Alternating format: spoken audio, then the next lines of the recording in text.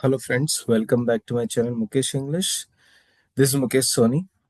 Dear friends, in this video I will analyze a very interesting poem titled A Cobbler Cannot Be a Poet, which is written by the famous Indian writer in Kannada literature and very much well acclaimed for his multifaceted literary contributions across poetry, folklores, drama, travel writing, that is Arvind Malagatti. And this poem has been taken from his from his collection of poems titled From Silicon City and the Cuckoo. So before that, we should know about the writer. Dr. Arvind Malagatti, who was born on August 1st, 1956 in Mudebihal, Vijayapura district, very prominent Indian writer in Kannada, well acclaimed for his multifaceted literary contributions across poetry, folklore, fiction, drama, travel writing, and criticism. He gained national recognition through his groundbreaking autobiography, that is Government Brahmana, the first Dalit autobiography in Kannada, which won the Sahitya Academy Award and was adapted into cinema. An active voice in Dalit movements, Dr. Malagatti received the Ambedkar Fellowship from the Government of Karnataka and the Karnataka Sahitya Academy Award in 2002 for his lifetime contribution to literature. So, I'm sorry. So, this is about a brief information about the poet Dr. Arvind. Now, what is this poem about? This poem talks about the caste inequality in Indian society. So, it's based on the theme of equality. Then, Dr. Arvind Malagatti, who is a Dalit poet, he shares his feelings about how people from his community are treated very unfairly. Even if they study, they get educated, they become poets or professors, in spite of that, society does not allow them to escape their caste identity and still they have to suffer the so called inequality. The poet has used the image of a cobbler. Cobbler means a shoemaker to show how society looks down upon certain kinds of work, even though that work is very useful and very necessary. The poem is both personal and political. It's about his own pain as well as the pain of all Dalits.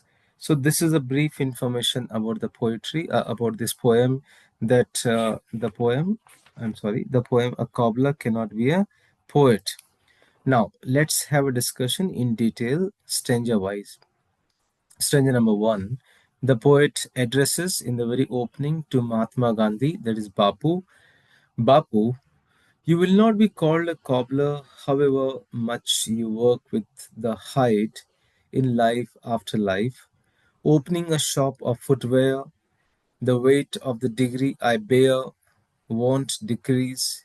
You, on the other hand, will rise higher and higher, taking up of the vocation like the national flag following this occupation with the patriots. Of course, I will slump like the flag rope in great embarrassment. So, in the very first stanza, he has addressed directly to Mahatma Gandhi, that is Bapu. So, what does the poet says here? The poet is talking, conversing, speaking to Mahatma Gandhi, Bapu. He says Gandhi will never be called a cobbler, even if he works with leather all his life.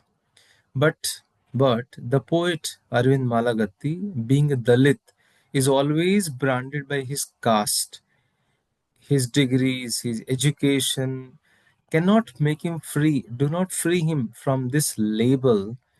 So Gandhi doing cobbling would be seen as a noble, like the flag flying high.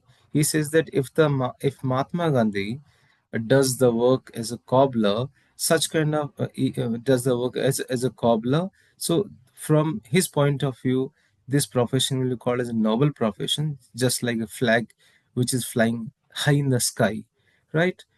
But if Malagatti, the poet himself being a Dalit person, if he does this profession, if he does the cobbling profession, then this profession would be considered as very shameful, just like the flag rope, which always hangs low. So if Mahatma Gandhi does it, it's considered a very noble profession, just like a flag flying high in the sky. And if the poet who is a Dalit, if he does this profession, will be considered a very shameful profession, which is similar to how the rope of the flag always hangs low. So that means to say the same work is valued differently based on the caste. That's what he has mentioned here in the very first stanza. Second stanza, again he addresses to Bapu. He says, Bapu, I'm a real socialist. Whoever comes near me bows his head down undeservedly, undeservedly for the repair of chappals. No one has remained outside measurement of chappals. Everyone is entwined, but become two when separated. So he says here, the poet says that he is a socialist because he treats everyone equally while repairing sleepers, while repairing the chappals. He treats everyone because he is a socialist. The poet considers himself as a socialist.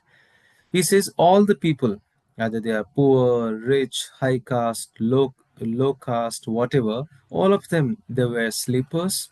So everyone needs a cobbler.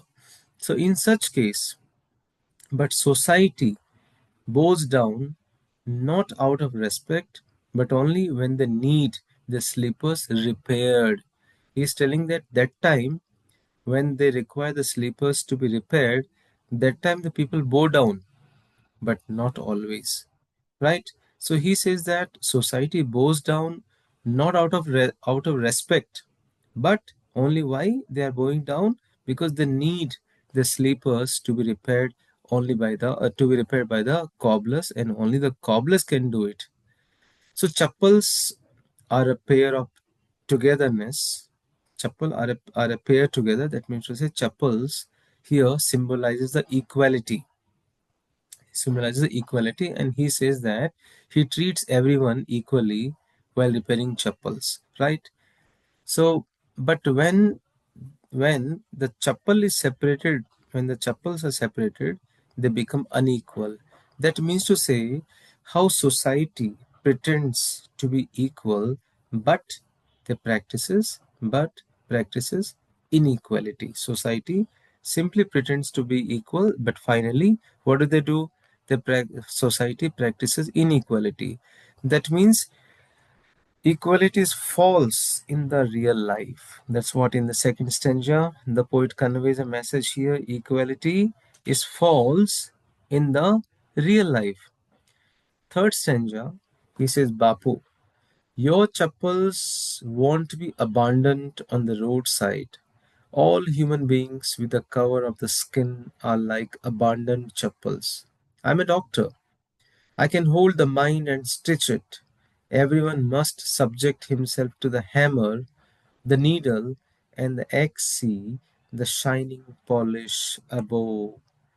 So he says that, the poet says that, Bapu, your chappals, your sleepers will never be thrown away because people respect you. So the poet says that Bapu's slippers, Bapu's chappals will never be thrown away because people always respect our father of the nation, Mahatma Gandhi, Bapu.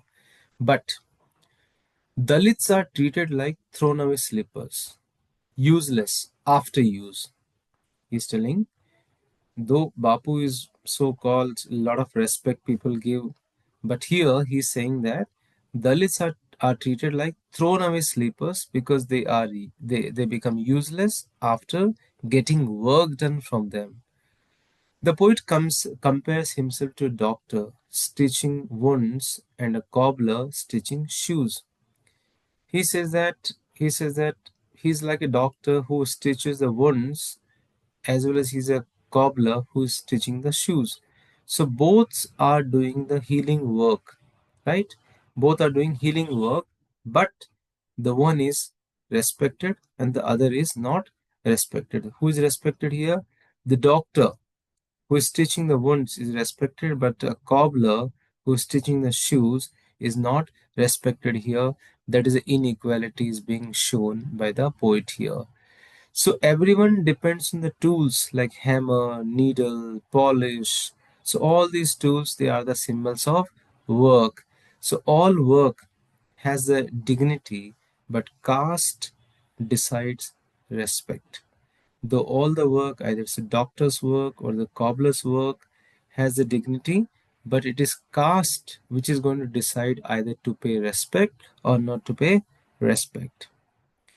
Stanza number 4, the poet further says, sometimes the nerve and skin scare me sitting on the tree. The day stares at me, accusing that I encountered it. Even a prostitute earns, leading an illogical life. I am shivering Bapu, trying to utter Manishada means don't hunter. Manishada means don't hunter. The poet feels scared and accused by society because the day is staring him at him. That means to say the society is watching him and keep blaming him. So he feels very scared and much accused by the society. He feels helpless. He feels unwanted, just like abundant skin. So when the skin gets rough, becomes abundant and easily we just peel it off. Similarly, he also feels helpless, unwanted, just like abundant skin. He says that even the prostitutes still manage to earn a living. So prostitutes are here refers to the outcast, right? But he says even the prostitutes, they are able to manage, they are able to learn, I'm sorry, they are able to earn and lead their life. But he says Dalits face such extreme rejection that they are denied even with that dignity, even though they get respect, but in spite of that, it's called false respect, and they are denied, they are rejected. So he remembers the word Manishada that was used by sage Valmiki when he saw cruelty.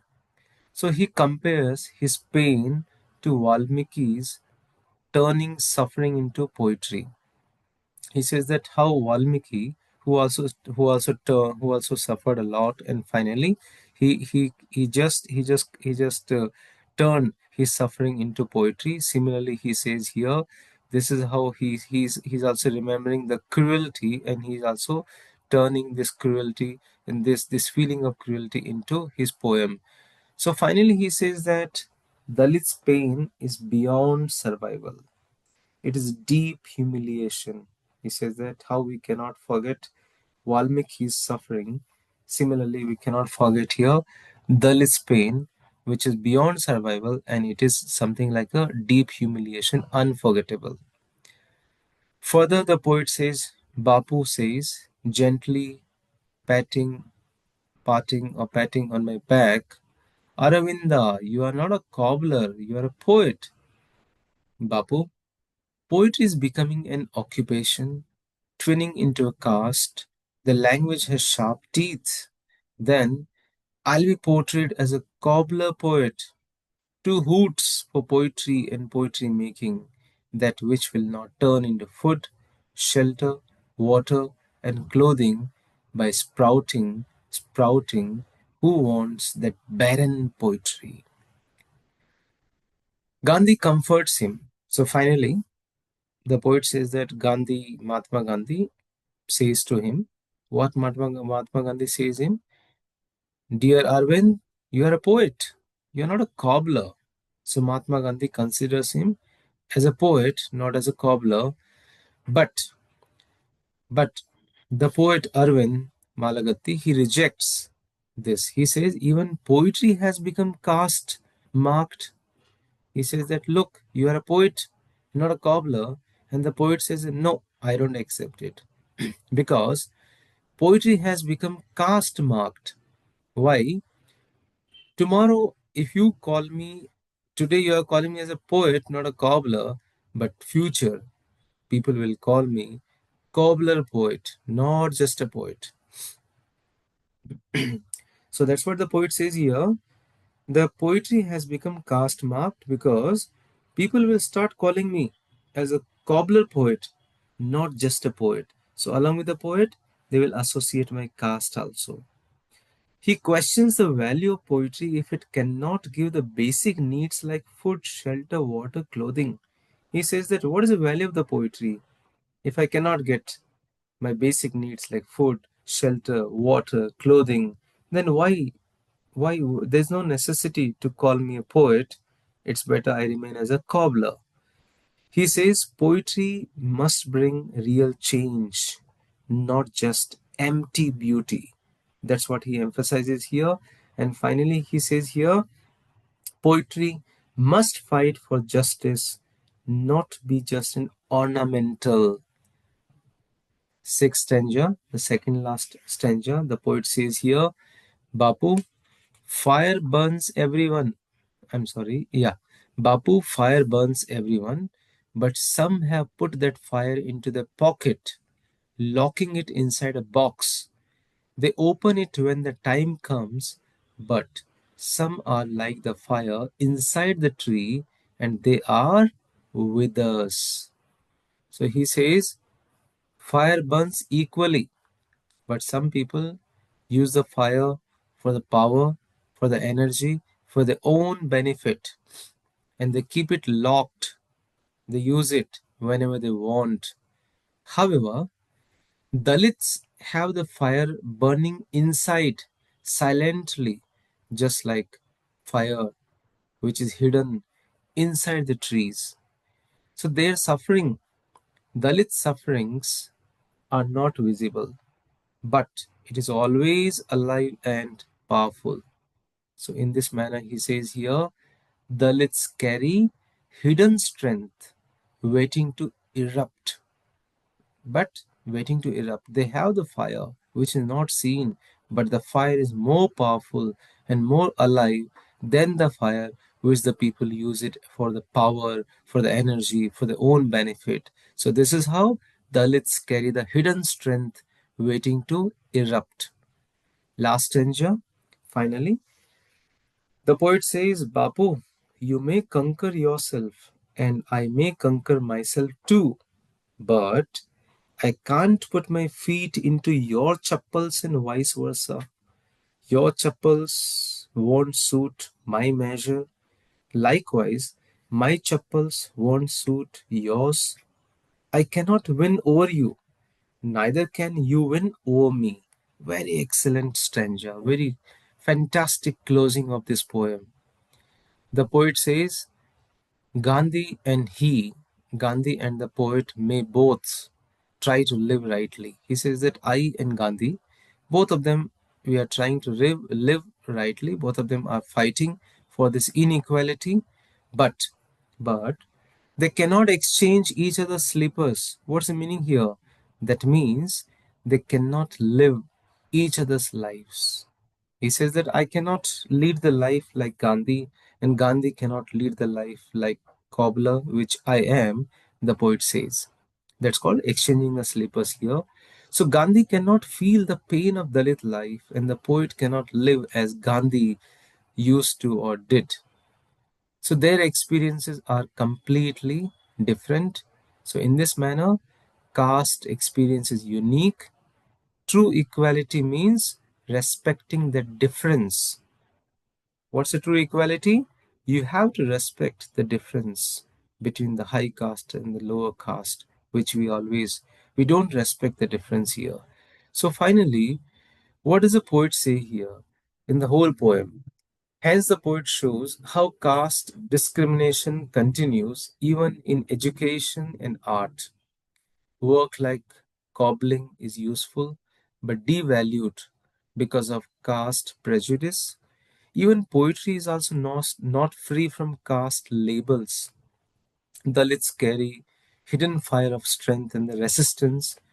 True equality is impossible unless society understands that Their suffering cannot be measured by outsiders. So when we go through this poem, we find six important themes. One is caste discrimination, second is double standard, means some work is respected for upper caste and despised for Dalits. Dignity of labor, identity and self-respect, value of poetry, means to say true poetry should bring real change. They should give them food, shelter, equality, not just words. Limits of empathy, means to say upper caste people cannot fully understand the Dalit pain. They don't understand the Dalit pain. They just show the sympathy when they come to repair the sleepers, and later they start disrespecting them. So finally, what we can say here in simple words, this poem shows a Dalit, no matter how educated, is still treated as a Dalit. Society pretends to believe in equality, but discrimination is everywhere. Work like cobbling is useful, yet people look down upon it because of caste. Poetry must fight for justice, not just be ornamental or decorative. And finally, the poet says, Dalit experience cannot be understood by outsiders. It is unique and painful. Only the Dalits only can understand. They only can experience what kind of painful life they are leading. So, friends, this is how I have tried to summarize the important poem, A Cobbler Cannot Be a Poet, by the famous Kannada poet, Kannada writer, Arvind Malagatti, the famous Dalit poet. So, thank you so much for watching this poem, for watching this video. And I always say that respect everyone, irrespective of any caste, creed, religion, and also respect all the professions. Cobbler's profession is the most respected and the noble profession, what I believe personally. So thank you so much for being connected with me through my videos and through my channel. Thank you once again.